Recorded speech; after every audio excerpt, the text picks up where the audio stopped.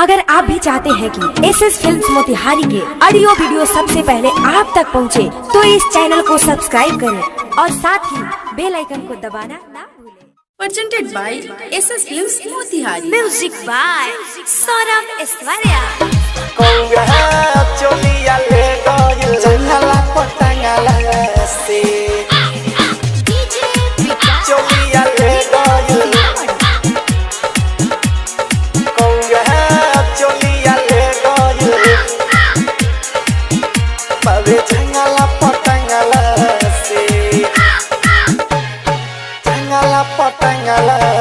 सोनिया कौआ चोलिया ले गइल बाबे जंगला पटंगला से। ए राजा कौआ चोलिया ले गइल बाबे जंगला पटंगला से।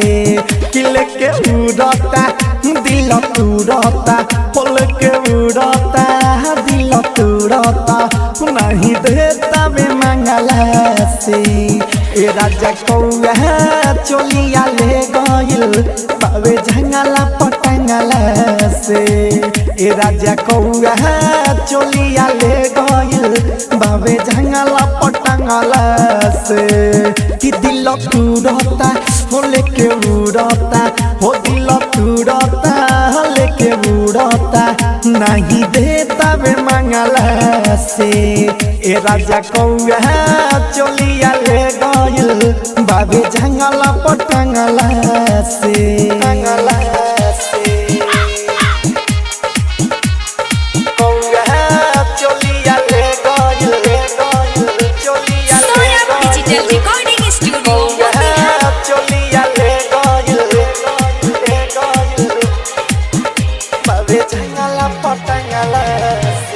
हाय सोनिया घरवे भिन सरवे रही पसरले हो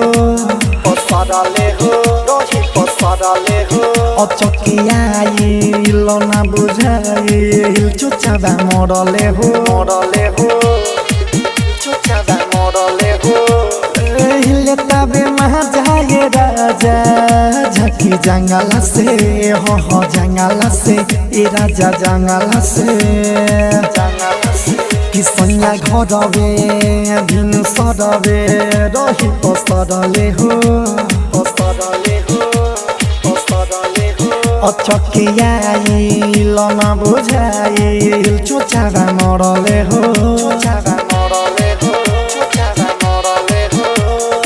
लेता बे महाजाए राजा झकी जंगला से, हो जंगला से।